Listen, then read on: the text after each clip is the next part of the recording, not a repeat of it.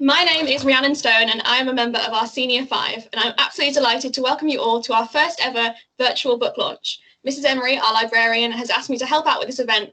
I guess looking at a screen's not quite how we want to be doing it, but we need to adapt in these new normal times, so here we are online.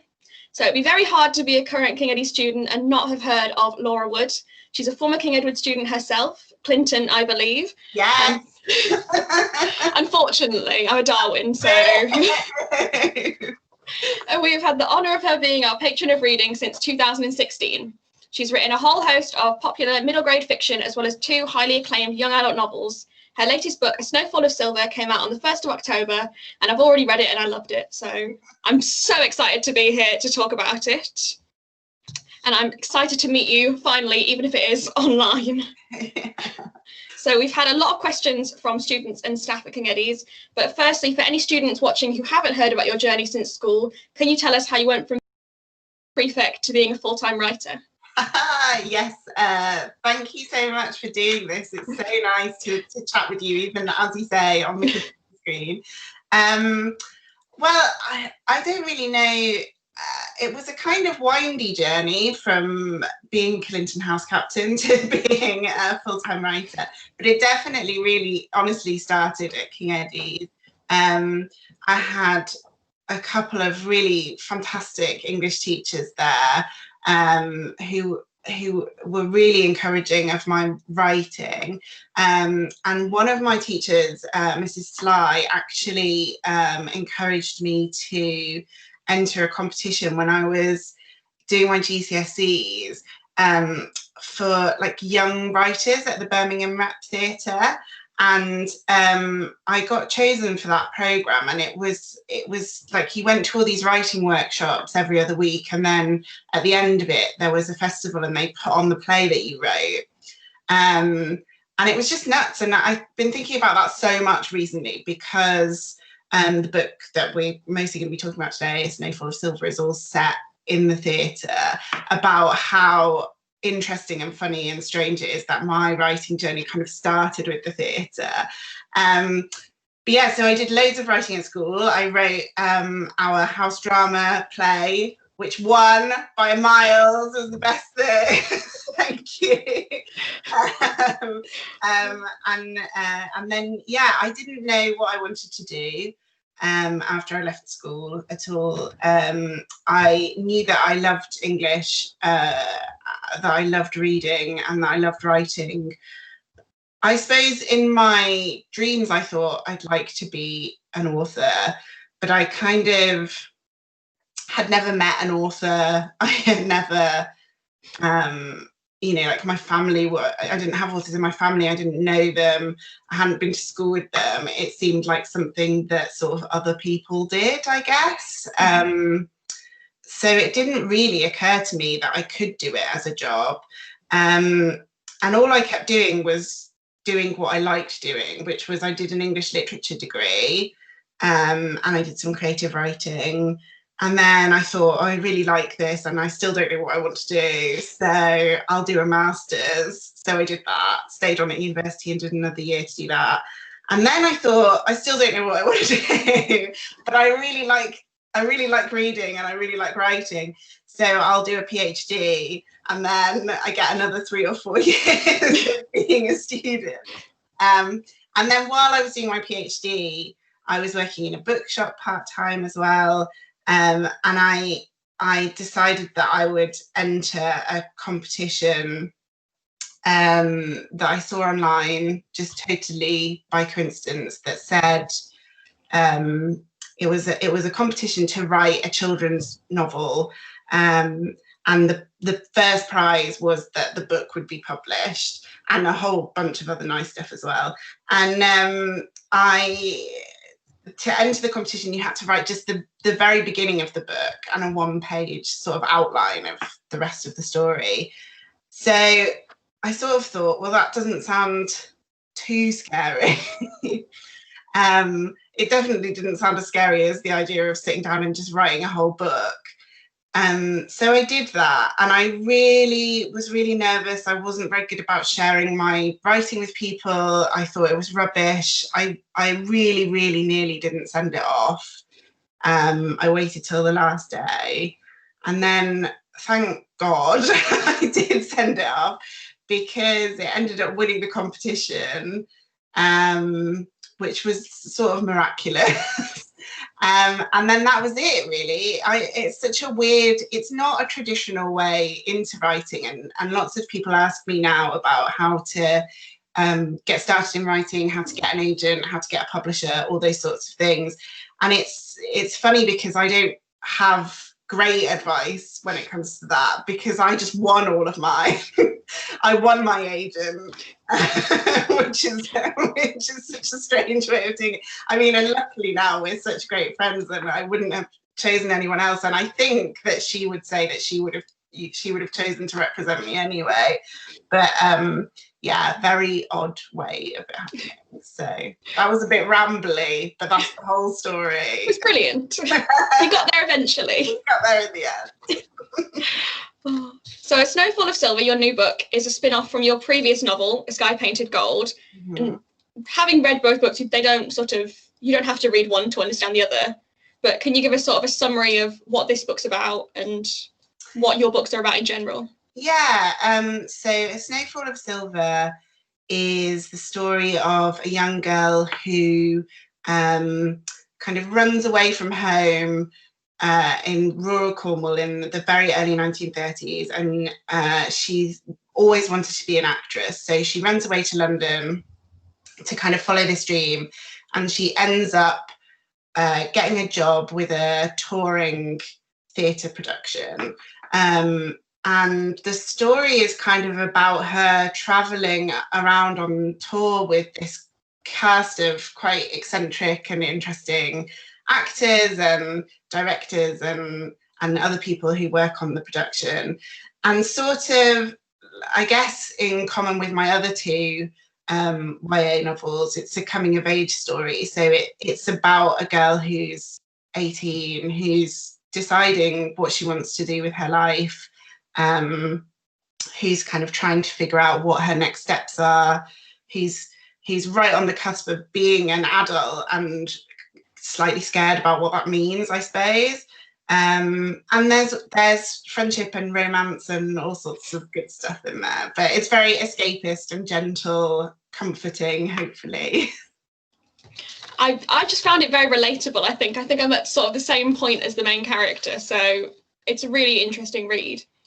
I think the best way to sort of get a feel for it is, would you mind sort of reading a little bit from the book for us? No, that's fine. I was just saying to you before, I haven't read from this because of launching it in lockdown. I haven't done any reading, so this is a world exclusive. We're honoured. So I guess I'll read from the beginning, is the easiest. And it begins in November 1931. It is possible that the pantaloons were a mistake. I realise this now as I take in the interested glances from some of my fellow rail passengers and head down the swaying corridor towards the compartment marked on my ticket. When I got dressed earlier this evening, by candlelight, so as not to wake Midge and Pa, and I will admit, for the sense of atmosphere, the costume had seemed like such an appropriate choice for a young girl running away from home to seek glory and fame in the bustling metropolis. It consists of a scruffy waistcoat over an oversized shirt that once belonged to Pa, a flat cap pulled low over my eyes with all of my hair tucked up underneath it, a pair of long, badly darned socks, and, of course, the pantaloons. Strictly speaking, they're a pair of ladies' Victorian athletic bloomers that I picked up at the village jumble, but with some very minor alterations, they do an admirable job at passing for ragamuffin apparel. I was particularly satisfied with the dirty fingernails and the artful smudge on my right cheek. It's the little touches that make all the difference. Looking in the mirror at home in the dingy candlelight, I had been pleased with my efforts, and yet now I feel less confident. My intention had been to lurk in the shadows, blending effortlessly into my surroundings, but instead I seem out of place on the night train, soon to be making its way from Penzance to London. The other passengers are wearing very ordinary travelling clothes, faces pale moons in the lamplight, not a smudged cheek to be seen. I finally reach my compartment and slide open the door. With a sigh of relief, I find that I have it to myself. I make myself comfortable, slumping down into one of the seats and pulling the cap a little lower over my forehead, shadowing my eyes and giving me a feeling of being very discreet, an important feeling for any fugitive. The train begins to move faster now, the percussive sound of the wheels against the rails building rhythmically as it gathers speed, and I window as Penzance melts away. The world rushes alongside me, draped in an inky darkness that turns the familiar face of the Cornish landscape into a stranger. I shiver, delighted. Here I am on an intrepid adventure into the unknown. It seems almost impossible to believe, but the gentle swaying of the train is real. The faded green seats are real. The miles slipping quietly away like a silk ribbon running through my fingers are really deliciously real. Oh, at last, this is living. How about that? That was brilliant. Oh, just hearing you read it just makes it all sort of so much more real. I loved it. Oh, that's nice. It's so funny reading it aloud because I haven't done that before, and I sort of forget how strong Freya's voice is. She's so funny, and I just love her so much. I just love the way she speaks. Everything's just a drama for her. It's brilliant. Everything is a huge drama, absolutely. Oh, right. So we've got some questions. This question from Mrs. Kirkman on reception. Apparently you know her children. So. Yes, I do. Where do you get your inspiration for your characters? Do you have anyone in mind when you're writing them? Real people, fictional people? I think sometimes absolutely, sometimes real people and fictional people creep in. Sometimes it'll just be like a story or an expression or something someone said. So this book really is Sky Painted Gold, but because it's the family, it lingers on into this book. Was really influenced by my Nan, who is Cornish, and her stories about her mother, who was called Midge, who became kind of Lou and Freya's mother. And there are stories from our family kind of history that ended up making their way into the book. So it's like really silly things, like in the beginning of A Sky Painted Gold, Midge is this amazing cook.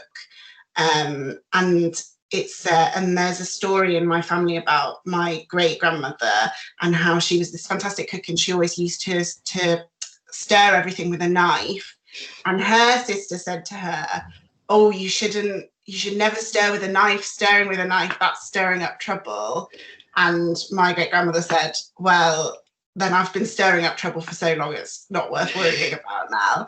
And I just stole that and put that straight in the book. So that became like a scene in the novel. So things like that happen. And then there are things where, like in A Snowfall of Silver, there's a character in here who is Judi Dench, like she is Judi Dench, to the point where I wrote a scene where I had to write about how the sound of her voice and how her voice was so distinctive, and I just went and listened to recordings of Judi Dench and wrote down what her voice sounded like. So yeah, I steal stuff all the time. I hope Judi Dench sees this one day and knows that she's got a character named after her. I sincerely hope that we become very good friends. That would be amazing. Were you inspired by any other books set in the first part of the 20th century? And are there any other books that you might recommend to people who've enjoyed this? Definitely. I mean, the time periods aren't exactly the same, but I would say the really big inspirations for me are Eva Ibbetson's historical romances, which is just the most lush, comforting, warm, beautiful books. They were always a huge inspiration for me. And I Capture the Castle by Dodie Smith as well, which is such a fantastic book. Those kind of periods they're all kind of coming of age stories, I guess, which is what really interests me, of these young women and their romances, which I love, but they're also about more than that. It's about that, and that's what I like to write. I don't want to write something that's just a romance. I want to write something that's about the whole experience of that this young woman is having, of which romance is just a part of it. So, and obviously, I mean, it's a great time period. I mean, one of my favourite books is The Great Gatsby, so I can understand the appeal of writing about the sort of glamour of the 20s and 30s. But how did you sort of research the time period? Because there's quite a lot in the book that's very sort of specific about clothing and trends and music and things like that. Was it difficult to find information about that? It wasn't so difficult to find information. The thing that's funny is that you end up, so with this one, it was obviously much easier because it's set only a couple of years after A Sky Painted Gold. So I'd done such a lot of research for that book that then kind of came over into this book.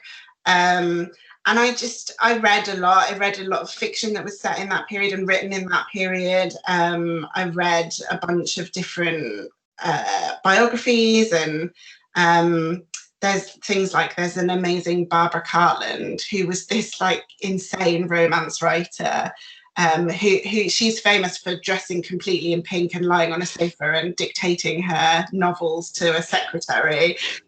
She's a fantastic character, and she was like a bright young thing in the 1920s. So she wrote a biography called They Danced All Night, I think, and that was really helpful. So things like that, it was quite easy. And I use Pinterest a lot. I find that incredibly useful because you can see, especially like with the clothes, which I'm obsessed with, and which is just so. I love the detail that you go into with the clothes. You can just picture it in your mind. Yeah, I just can't.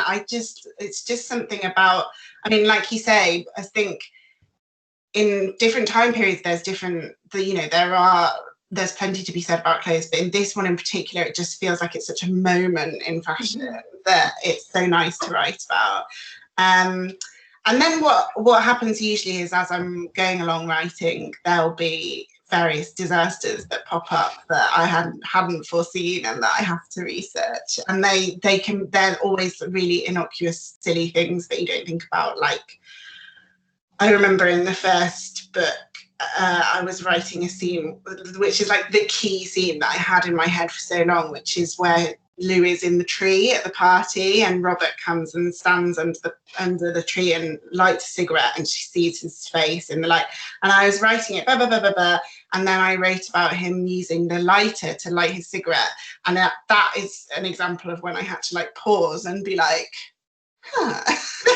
when would you have had a lighter? When did people have lighters? When did lighters exist? And having to go up and research it. And there's so many things like that. Like, it comes up all the time. Things like windscreen wipers and lighters and electric kettles and fridges. And I'll be like, whoa, wait. When did it? Because you have to be so careful. It's so easy to miss something. So the research is always a kind of ongoing. I'd never thought about things like that before. No. You did really well. There was nothing that I didn't clock it at any point. It all felt so true to the time. That's nice. I'm sure there will be someone who will email you at some point, because there always is, saying, oh, I can't believe you said. Oh, right.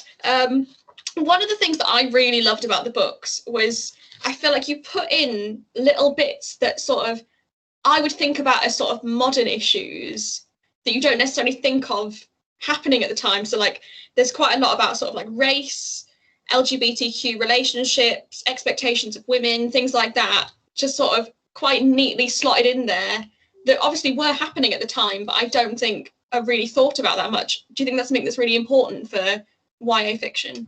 Yeah, I do. I mean, especially with historical fiction, because like you say, sometimes I think we imagine that everything's gone from 0 to 100 overnight, and actually everything that's brought us to the point that we're at here has been sort of an inch by inch by inch thing. So, for example, in the role of women, that's you know, we didn't just have suffrage and then everything was great.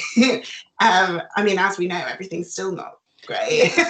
But it's interesting to me that people don't necessarily associate this idea that there would be, I was going to say strident, but I think that's too much of a negative word, but like kind of forceful, strong, empowered young women in historical fiction, when of course there were, because they're just people like you are now. They're just pushing against whatever they're coming up against in the same way as we have to push against whatever we're coming up against now. So yeah, I think that's a really nice observation, and I think you're right that it is important, because it kind of helps us to remember that this is kind of a longer fight. This is a bigger issue. Yeah, I thought it was really well done the way you got little bits in there, because like there's a character that obviously isn't British, and she's an actress and she can't get big roles because everyone's just always calling her exotic and things like that. And I'd never really thought about that sort of struggle to not really be taken seriously in your occupation. That's a really good example of someone where the inspiration came from something in real life, which is that around that period there was an actress called Mel Oberon, and she was like a huge film star, and she was always kind of being she was very beautiful, and people were always talking about how exotic she was, how she's this exotic beauty.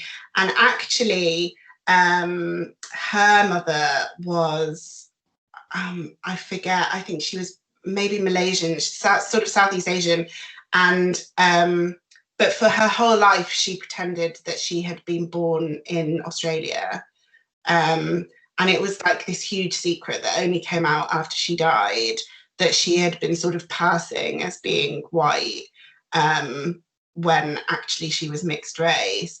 And obviously, like, there's so much within that that's complicated and messy. And I mean, the story is mad. Like, there was a point where she went to Australia and they were like honoring her because they were like, oh, she's from here, and she'd never been there before in her life. So the kind of amount of pressure on young female actresses at that period to conform to a very, I mean, even more so than now, rigid kind of type was something that I found really interesting and that I wanted to kind of put into the book. I think you did it really well. I really enjoyed it. Yeah. So what can we expect from you next? Are you working on anything at the minute? And because obviously your new book is sort of a spin-off from the last one, do you think we'd ever see these characters again? Well, I was so funny because I was sort of, I've run out of sisters really, because I was thinking, oh, if when I wrote the first one, I wasn't thinking about writing another one, and now I think, oh God, I just want to spend more time with her. So I wish I had given her sort of 3 more sisters. There is another sister, but she's really, really little, so it would have to be like kind of another 15, 20 years in the future. So I don't know about that. And because I write first person, I would find it difficult to write about one of the boys. So I don't know. It would be nice, but they're all, you know, off having their happy, good lives now, so that's fine. So what I'm writing next is, so I've written, I write young adult novels, but also middle grade novels. And I have a middle grade novel coming out next in January, which is the second in a series. The first one was Vote for Effie, and this one is Effie the Rebel. And it's kind of a funny ensemble cast of misfits who run this sort of political party in their school. It's great. It's really good fun. I really like it, and I've really enjoyed working on it. So that's coming out next. And then also, then after that, I have a short book with Barrington Stoke coming out, who are the amazing publishers who publish books for people who have difficulties with reading. Their books are laid out specifically for readers with dyslexia. So that's really exciting. That's for younger children as well. And then I also will have a YA book out. Yay. Yay! I want another one right now. I know, I'm working on it. Which is like, so we've just started talking about it, and I'm really excited about it. I've got like I've started working on it, and it exists as a complete story. And I don't know how much to say. It's going to be historical fiction again. It's set in sort of late Victorian. Oh, right, okay. So a slight change. Still plenty of really good clothes, which is very important. That's what matters. And it's going to be sort of a Cinderella / the Count of Monte Cristo mashup story about revenge, and I think it's going to be a lot of fun. I'm excited about it. It sounds amazing. I'm excited now as well. Good. Oh, well, this has been amazing. So, yeah, thank you very much for speaking to me, and hopefully, we're excited to see what you come up with next. So, yeah, everyone, get your copies. You can get them get them off Parent Pay and get them in the library. Come see Miss Emery and get a copy. Thank you so much. Thank you so much for doing this. It was such a treat. No problem. My pleasure. Thanks. Bye. Thank you.